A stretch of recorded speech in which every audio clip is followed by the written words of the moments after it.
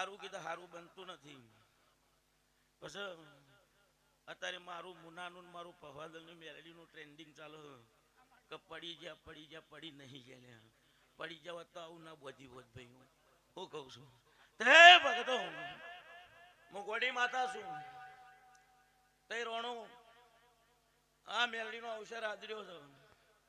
મારો કાશીનો વિશ્વનાથ ને બરોબર ખોળા પાકડી કરીને આ ફૂલ હોનાનો 100% મારા ભગવાનના લેખ લખાયો એવું કહું છું. ભક્ત તે અત્યારે કોઈક રોતું આવ્યું છે ને એ આ મેલડીના મોડવાથી કદાચ જાહે તો ભક્તો હસીને જશે આવું હું માતા કહું છું.